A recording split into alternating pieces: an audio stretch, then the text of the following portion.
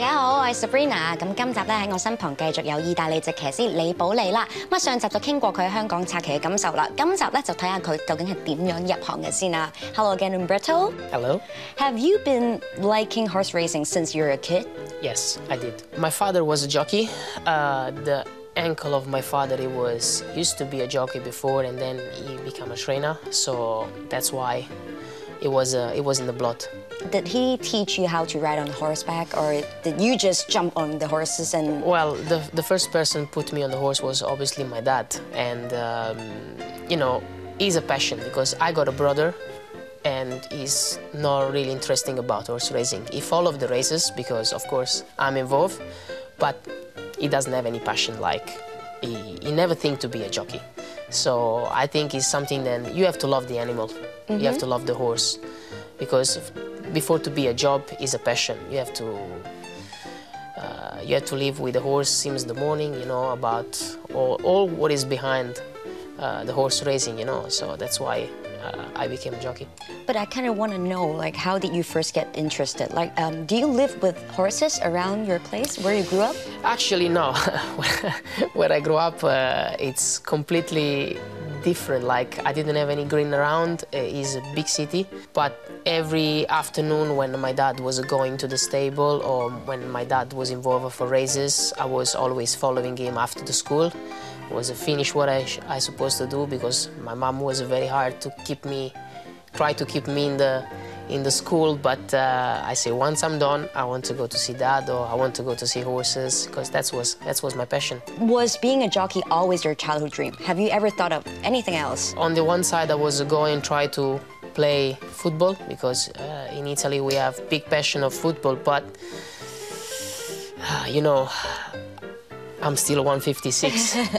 When I saw then I was 14, the people who was a double size of me, I said, I think I better stay on the horse. It might be my future, and of course wasn't my dream, you know. It's always what I was a thing to do. When I was a kid, I was even ride the pillows home when I was watching races in TV, and it was my dream.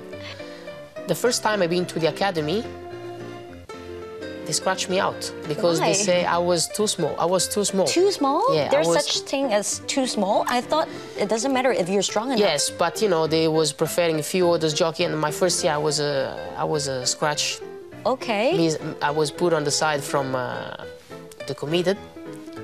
I was only 36 kilos. I was very, very light. I was very small. You were still young, right? Yeah, that was my first year. That's why I missed 1 year, and the following year when I come back, I wasn't 36, I was 39, something like this. I was only 3 kilos more, but you know, there was a challenge between 30 guys. People see us going on the horse, and then actually there was kind of a battle of athletic.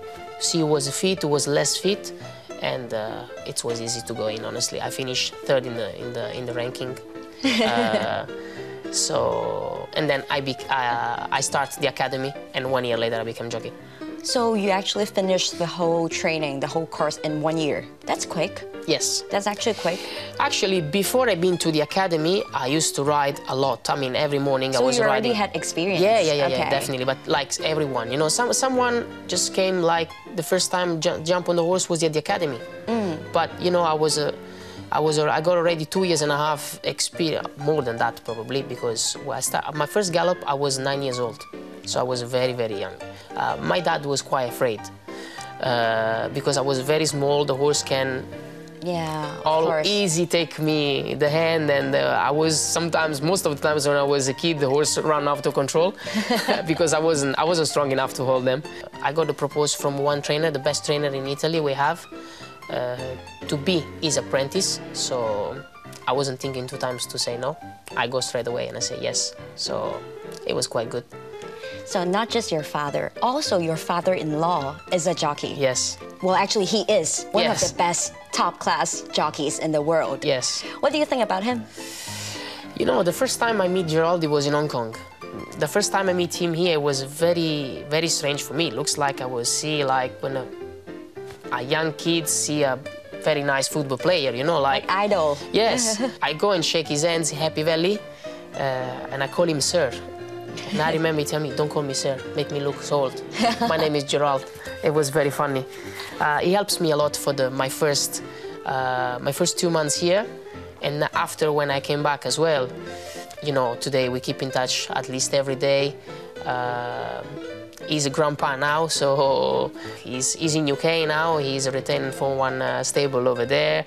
We keep in touch every day. He calls to see the little boy. He's very happy. He's a proud grandpa. So he's doing quite well at the moment. Actually, he's 51, and he's, you know, chapeau for what he do. Hats off.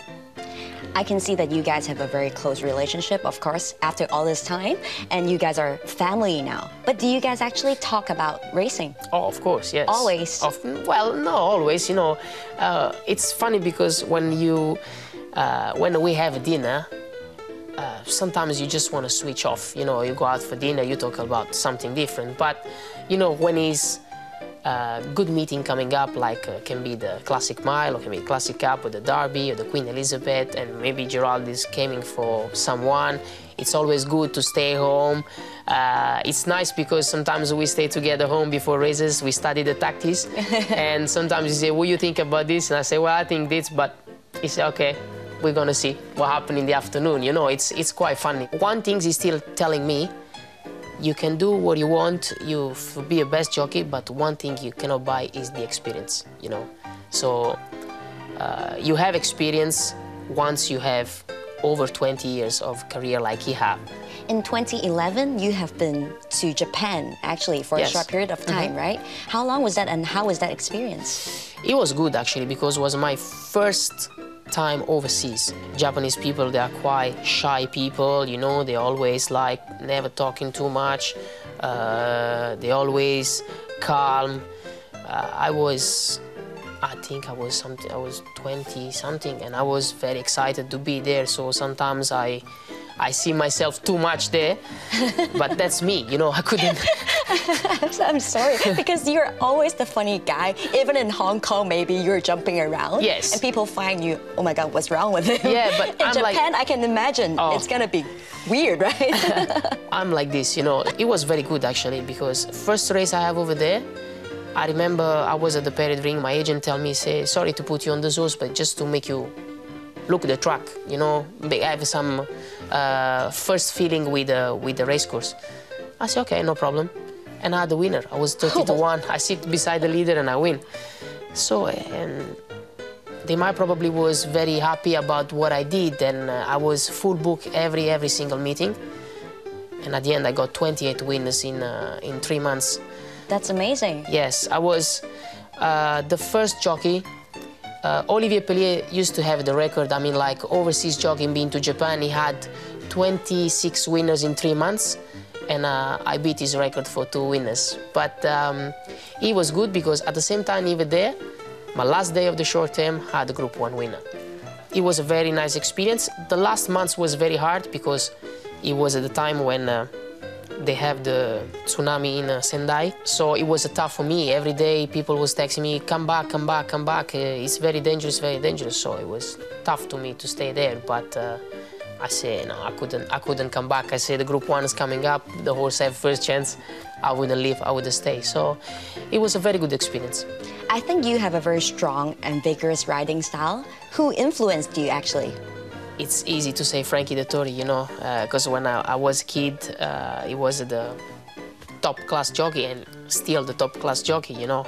I had the chance to ride with him, meet him. Frankie's he's a nice person, he's a good friend. What Frankie does in his career is amazing, like Lester Piggott does in his generation before. If you want to be the best, you have to learn and beat the best, you know. So I was always watching Frankie, and probably after Frankie there was another good jockey, so you never stop learning in our job.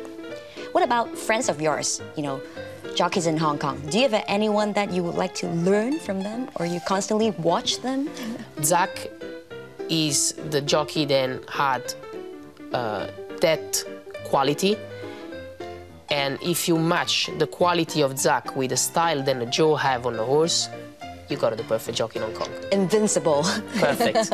Okay, last but not least, if there is a person that you would like to thank in the racing industry, who is that?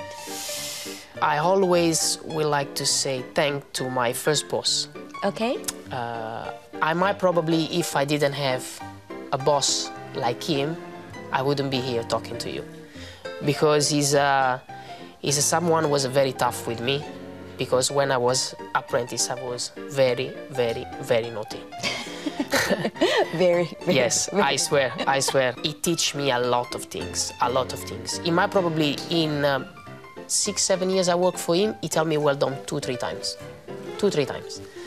But I know he was proud of what I was doing. For me, he's still like a second dad, you know. And he's someone that in my career, he's probably the most person that put me the blinkers, make me on the right way. My first boss is the main one. Okay. Once again, thank you very much, Umberto. Thank you. 咁啊，好開心今日咧同李寶利傾咗咁多啦，咁啊祝福佢咧喺餘下嘅季度咧可以有多啲頭馬啦。Thank you，拜拜。Thank you，拜拜。呢個澳洲洛頓錦標咧就破咗世界紀錄，做到31連勝，係威盡國際馬壇啊！果然係馬後啊！哇，不過7歲之齡啊，仲係咁 fit 啊！我都見佢開始甩㗎啦，第一下甩完我諗住佢鬧到，啊佢鬧佢哋黃師傅，